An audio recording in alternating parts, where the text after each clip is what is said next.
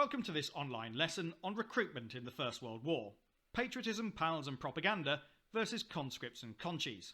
How was a civilian army recruited? The aims are to know how soldiers were raised for the army, to explain how important each method was, and thirdly to evaluate the reasons why some joined and some did not. First, let's consider the song on the right. This song was as near as you could get to a hit record back in the day, and it was very popularly sung by both soldiers on the march, given its rhythm, and by civilians back home. It's called Pack Up Your Troubles. Does this song suggest that civilians were willing volunteers in World War I? You've got a couple of options here. You could skip this section entirely. You could pause the video now and just read it to yourself. Or you could press mute and not hear me sing it, because that's about to happen. I've not got much of a singing voice, so just prepare yourself. The song goes like this. Pack up your troubles in your old kit bag and smile, smile, smile. While you've a lucifer to light your fag, smile boys, that's the style. What's the use in worrying? It never was worthwhile. So pack up your troubles in your old kit bag and smile, smile, smile. I'm sure the Tommies in World War I didn't sing it any better than that either. Oh, I should point out that a lucifer was an old slang term for a match and a fag was a cigarette. Okay, pause the video now if you want to have a go at that. If not, we'll move on, which is probably for the best. Why recruit civilians in the first place? You've probably seen this image and parody versions of it before. Have a go at working out what the poster's all about. Alright, one hint here. If you simply read the words, it doesn't make any sense. It says, Britons wants you. Hang on, what does that mean? Actually, that man there would have been an incredibly well-known celebrity at the time. He was one of the heroes of the Boer War of 1899 to 1902, and so most people in Britain in 1914 would have looked at this poster and read it as follows. Britons, Lord Kitchener wants you. Join your country's army. God save the king. This is one really early example of what we might call modern advertising that relies on striking images, direct address of its audience, rather than wordy descriptions that people would have to read in order to get an idea of a product, or in this case, the idea of joining the army. It's very well painted. I don't mean necessarily as a beautiful work of art. It means that from whatever angle you view this poster from, Lord Kitchener appears to be pointing and looking directly at the reader. Clever stuff. So why recruit the civilians in the first place? Quite simply, despite their successes in holding up the Germans, the British Expeditionary Force was virtually spent as a fighting force within a few years. And when I say a few years, I really mean a few months, sorry. As early as the 6th of August, 2 days after Britain entered the war, the government authorised the recruitment of 500,000 more men. Hero of the Boer War, Lord Kitchener, was tasked with raising this army. He called for the first 100,000 new volunteers to form his new army. In fact, he got rather more than he bargained for. Here are a few early posters. These are all with the same sort of purpose, and that's recruiting men for the army. Source A is one of the earliest recruitment posters issued by the government on the 5th of September 1914. Remember, Lord Kitchener was in charge of recruitment. Source B is a recruitment poster issued by the government in 1915, shortly afterwards. Source C is a recruitment poster issued by the government in the First World War. I've been unable to find exactly what year, but it is likely to have been reasonably early. As a skills builder then, what different techniques and design, message and images were used by the poster designers to persuade men to enlist? Secondly, which poster do you think was likely to have been most effective? There's no wrong answer to that, you just need to back it up with your best interpretations. And thirdly, how far would you regard these posters as government propaganda? Remember, propaganda is a bit like an advert for ideas. It's a way of influencing people's opinions and beliefs through the use of media, like these posters. If you want to attempt those tasks, pause the video now. Alright, how did you get on? Well, Source A uses lots of different techniques, but particularly a striking image and direct address of the individual reader to feel like they're being addressed on a personal level. The technique in the second poster, Source B, is ostensibly appealing to women. Women who might be saying to their husbands, oh, please don't go, please don't leave us. But remember, this is also a message to the men. It's the message that their women would perhaps not mind them leaving. That the women, in fact, are doing a brave service for the country themselves by allowing their men to go without making them feel guilty. Thirdly, this last poster, source C, is probably the most sneaky and underhand of the lot. One can only imagine what the man is thinking there. Daddy, what did you do in the Great War? While his son is idolising the army with these little toy soldiers, and his daughter is looking at a picture book full of events from the war, he's considering his answer. What did he do? Did he do what was presumably the right thing and join up and fight in the war and do his bit? Or is he going to have to make some sort of awkward excuse to his children and say, well, actually, Daddy was very busy or I was doing something else? It's pretty underhand and quite modern advertising tactics that are going on here. So which is most effective? Well, I'll leave that up to you. Lastly, how far are these posters government propaganda? Well, given that the government position at this time was to raise as many soldiers as possible, and that they're giving across the message that joining the army is the right thing to do, they are very much government propaganda. Let's move on. Kitchener's appeal for volunteers.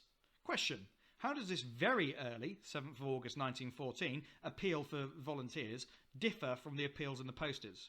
This was produced only days after Britain declared war on Germany. Your king and country need you. A call to arms. An addition of 100,000 men to His Majesty's regular army is immediately necessary for the present grave national emergency. Notice it doesn't call it a war to begin with. Lord Kitchener is confident that this appeal will be at once responded to by all who have the safety of our empire at heart. Terms of service: general service for a period of 3 years, or until the war is concluded. Age of enlistment between 19 and 30. Joining up the PALS battalions. What might be the advantages of an army getting friends to join together? Give that some thought. Well, remember, there are various issues at stake here. If one person joins up, he'll probably feel better if his friends are doing the same thing, and equally they will feel better if they're joining up with friends. But there's also a certain amount of peer pressure at stake here. If one person in a group, and remember these were largely quite young men, if one person within a group didn't want to join up for whatever reason, they would feel quite pressured to join up if the rest of their mates were doing so. Consider what may have motivated the men. The idea was that men who joined together should serve together. It succeeded in encouraging recruitments, and these are what became known as the PALS battalions. Hull raised 4 battalions. Glasgow raised 3. Accrington, a small market town in Lancashire, raised a battalion in just 1 day, and one of those battalion's platoons can be seen in the photograph. The rival White Star and Cunard shipping lines formed their own battalions from their employees. They competed in peacetime as shipping services. Now they were competing for how many could provide soldiers for the front. As a question then, why might these battalions end in tragedy? How might communities be effective? Make some notes on the PALS battalions and how they were structured, and then have a go at that question. If you want to do that, pause the video now. Alright, consider this. These battalions might end in tragedy simply because the nature of modern warfare meant that if these units went into action and if something went badly wrong, many of them would be killed and wounded very quickly. There wouldn't be a steady trickle of casualties coming back to these communities. There might be mass death. So if a large number of men of similar age, from a similar community and background, join up all together, they may well end up dying together too. That could tear the heart out of these communities and send a shockwave across the country. Later events such as the Battle of the Somme would prove this all too tragically true. Let's move on. There was now a move towards conscription rather than relying on volunteers, although the British government was reluctant to do this. By 1915, much of the British Expeditionary Force was exhausted, battered and virtually obliterated by the fierce fighting and grinding stalemate that characterised the First World War. The government was desperate to reinforce the army, and while voluntary recruitment had been strong early on, remember that there were hundreds of thousands of volunteers in 1914, by 1915 more were needed. However, they were reluctant to resort to conscription as France and Germany had done. Question: why might the government have tried to avoid conscription? Give that some thought before moving on. Perhaps write down an answer. So pause the video now. Well, one reason why the government might have tried to avoid conscription is they wanted soldiers who were going to be well motivated for the fight. But not only that, by enforcing conscription, it's an admission that the war is not necessarily going that well, and an admission that many men are being killed and many more are going to be needed. So however reluctant the British Army and the British government were to admit for the need for conscription in this time, they were going to need to admit it sooner rather than later. This is where it wasn't enough, and conscription was introduced. In January of 1916, a fatal shortage of men was staring the government in the face. Therefore, they passed the Military Service Act. This was passed, and all British men were presumed to have enlisted. This is quite a clever tactic. It's a bit like saying that everybody has enlisted until you tell us otherwise. That means that they were effectively conscripted and ready to be called up at any time. So, who did this affect? First of all, it affected men aged between 18 and 41. Notice this is different to the ages between 19 and 30 that were originally asked for. Also, it included men from Great Britain, so that would be England, Scotland and Wales, but excluded Ireland. Remember, Ireland was not split between the Republic of Ireland and Northern Ireland at this time. It was still part of the United Kingdom. More on that in a moment. It was also directed at unmarried men, so people who didn't necessarily have the number of dependents at home. And there was no choice in service. You were told where you were going, although asking to join the Navy was rarely refused. Remember, in 1916, the Air Forces were attached to both the Army and the Navy. It wasn't its own service, although people with a particular specialism would likely be directed towards the Air Force, especially if they had technical qualifications or experience. So, as a question, why were these criteria chosen? Note them down. Also note down the Military Service Act of 1916, which is such a key term, and briefly describe why or explain why each of these terms were chosen. Pause the video now while you approach that. Hopefully the things we've identified include that men aged 18 to 41 are the most likely to be militarily fit enough to fight. Secondly, men from Great Britain are being recruited here because it's a direct recruitment of people from the home countries rather than the rest of the empire, although recruitment from the empire was incredibly important and strong. However, the purpose of this lesson, and indeed the Edexcel course, is to focus on warfare and British society. Unmarried men are less likely to have dependents at home and are more likely to be able to leave without having to have too detrimental an effect on the wider family. And having no choice of service meant that men could be directed towards where they were needed most. One further bit of historical context for you. Ireland had been on the brink of all-out rebellion for some time by this point, and it was a rebellion against British rule.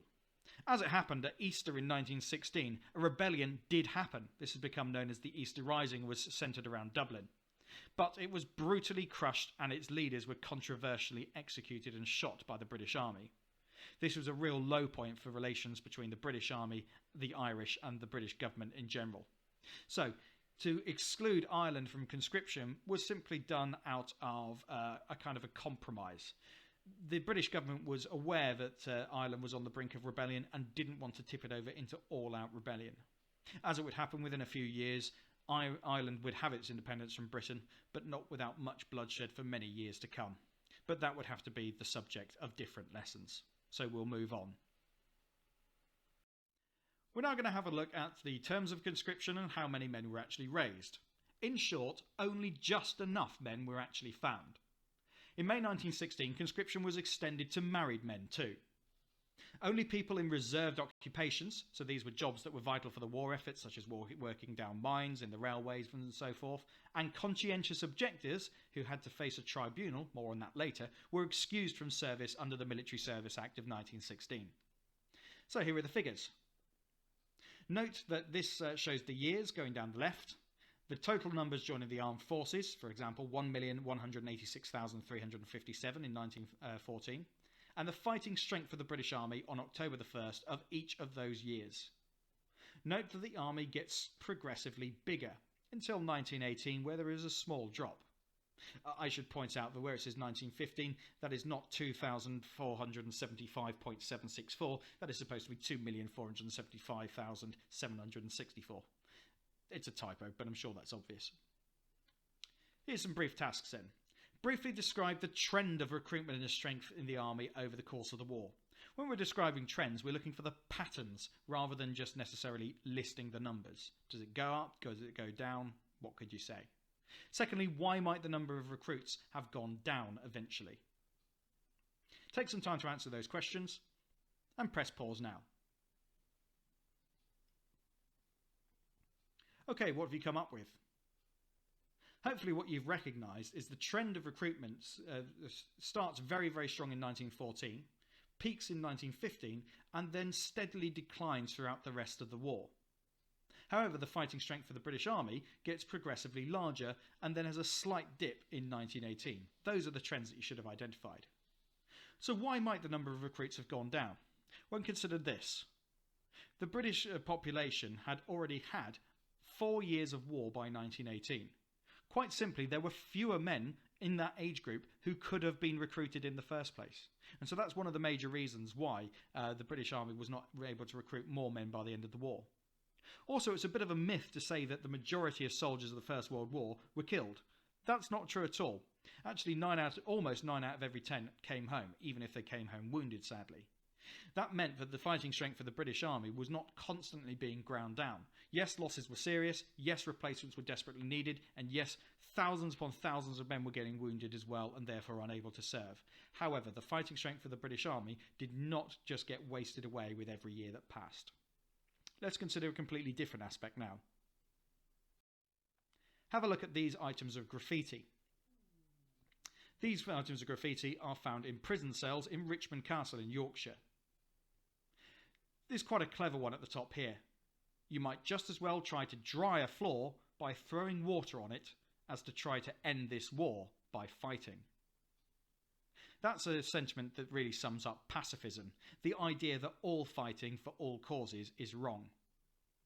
We've got a more religious theme to the graffiti underneath that, with the symbol representing Jesus Christ, and it says in Latin, Jesus, Saviour of humanity. And then we see a man under the cross. Every cross grows light beneath the shadow, Lord of thine. J.H. Brocklesby, Fessett, in other words, he drew this on the 22nd of May 1916. So that's after the passing of the Military Service Act. Here's another one.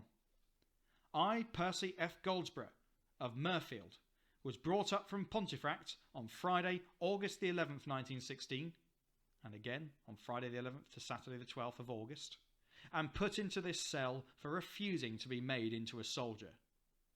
Again, this is after the passing of the Military Service Act. So who were these people, and why were they being put in prison? What was done with the Conchies? Few at the time could understand why men wouldn't do their duty as they saw it. The Conchies, or Conscientious Objectors, were often treated with contempt by the general public. But, and this is significant, Britain was the only European power to even allow conscientious objection under the law, although it wasn't made easy. First of all, men would have to sit on a tribunal, and after that their fate would be one of the following decisions. 3,000 conscientious objectors served in what was called the non-combatant corps. Now, this was part of the army, so the conscientious objectors were still serving up in the army, but it involved support and building work that supported the army rather than actual fighting. This might be, for example, building barracks and training facilities back in Britain. Another 3,000 did medical and ambulance work. Several people who were still wanting to contribute to the war effort but didn't believe in actually fighting themselves did this sort of work and did very valuable work in doing it as well. They could often also find themselves in harm's way just the same as a soldier would. 4,000 accepted work from the Pelham Committee. This was named after a government minister. This was a group who was in charge of giving them jobs to do. This would have been civilian jobs that would have contributed to the war effort. Another 3,750 conscientious objectors joined the Pelham Committee after being threatened with prison.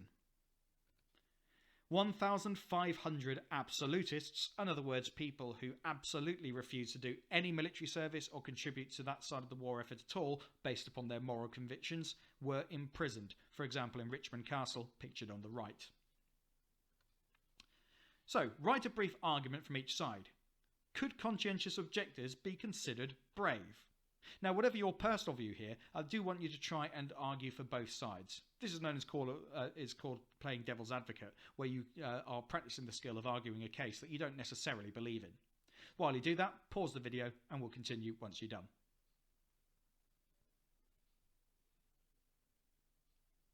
Okay, so hopefully you've come up for an argument either side. Consider that the men in the First World War who were actively fighting were showing quite obvious bravery by overcoming fears and by fighting in action. But remember, the conscientious objectors had to show a certain amount of bravery in facing up to many very humiliating tasks, often doing dangerous work themselves, and also having to stand up for what they believed in the face of a public who were largely very hostile towards them. On the other hand, you might not consider those sorts of actions and that sort of bravery as the same sort of bravery as shown by soldiers in combat. I'm not going to tell you what I think, although it might be obvious from the way I've presented this, but you have your own beliefs and do stick to them, same as the conscientious objectors did. Okay, let's have a look. Let's have a look at some more examples of sources that show attitudes towards conscientious objectors. Source O, first of all. This is a government poster that was produced in order to encourage recruitment, and yet it seems to address women. Let's read it. To the young women of London, is your best boy wearing khaki? If not, don't you think he should be? If he does not think that you and your country are worth fighting for, do you think he is worthy of you? Don't pity the girl who is alone. Her young man is probably a soldier, fighting for her and her country, and for you. If your young man neglects his duty to his king and country, the time may come when he will neglect you. Think it over, then ask him to join the army today. It's a pretty sneaky and cynical poster, this one here. It's basically saying, if your boyfriend doesn't want to join the army, he's a coward, so dump him. It's also saying that women are playing a vital role in getting men to join the army too. Remember the practice of some women in the First World War to hand out white feathers to people that they considered cowards. This is an extension of that sort of idea. Let's have a look at the next source. Source P. A letter written to the Daily Mail, which was a popular tabloid newspaper at the time, in January of 1916. Remember, this is right about the same time that the Military Service Act was first being passed. Sir, what right have conscientious objectors to live in this country whose existence is only maintained by the fighting men of our army and navy? G. Moore, Silverfields, Harrogate, Yorkshire. Really, the message here is it's saying that conscientious objectors have no right to live in this country, given that the country is only existing because of the services of the army and navy. Well, however true that is, that was the view of G. Moore of Silverfields, Harrogate, Yorkshire. So an ordinary person. Let's have a look at a third and final source. This is a cartoon. This is captioned an object lesson, which is a play on the words involved with conscientious objector, and it is titled This Little Piggy Stayed Home. Published in 1918 in the patriotic magazine John Bull, which had very pro-British and often quite militaristic cartoons. It's the sort of magazine that we would consider quite right-wing today. Well, let's have a look. The father is shown serving in the army. So is the brother. The mother is shown as a military nurse, and the sister appears to be doing something similar too. The uncle is also shown as a general in the army, and the cousin, well, it looks like he might be in the navy, or possibly he's a coal miner. I'm not sure it's particularly clear. But either way, they're all doing something that is directly contributing to the war effort. On the other hand, we see the conscientious objector, an exaggerated, smug expression on his face. He's labelled conscientious objector with extra pillows making him extra comfortable, warming his feet by the fire. Not a very positive portrayal at all. So this slide is getting very busy now, but it will allow you to pause it and complete the following tasks. As a skills builder, study the sources. How do they show a similar message? Secondly, which source gives the least fair representation of conscientious objectors? And lastly, only source O was made by the British government. What might this tell us about attitudes to the majority of British people towards conscientious objectors? So, you will want to study these sources in detail now, and I suggest that you pause the video and complete the tasks now. It'll probably take you about 15 minutes to do this. Pause the video now.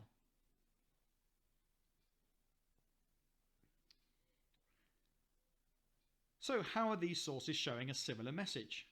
Well, all of them are running down the conscientious objectors and really portraying them as people who are not contributing to the country in any way and who are effectively cowards. Think about the way that Source O is encouraging women to dump men who are not serving in the army because they're cowards and they'll be neglecting their girlfriends next. Think about how in Source P it's making the argument that conscientious objectors don't even have the right to live in this country if they won't fight to defend it. And think about the way the conscientious objector is shown as a selfish, lazy man in Source Q. Which source gives the least fair representation of conscientious objectors? Well, you'll have to base that upon your own opinions and knowledge. As the challenge, what point does this make about the fact that sources P and Q were both made by regular members of the public rather than the government? Well, it shows that members of the public were a significant force in peer pressuring men into joining the army. It also shows that it is likely that the majority view of British people at the time was against the conscientious objectors, and they were not necessarily widely respected at their time for standing up for their beliefs. Although they are viewed with a great deal more sympathy today, which I think is probably understandable. Let's move on to the final task. As a final summary then, you have 2 minutes to write a summary of how men were recruited that includes the following words and phrases: volunteers, Military Service Act 1916 and conscription. You have 30 seconds to describe what conscientious objectors were, and then 10 seconds to choose an adjective to describe the conscientious objectors.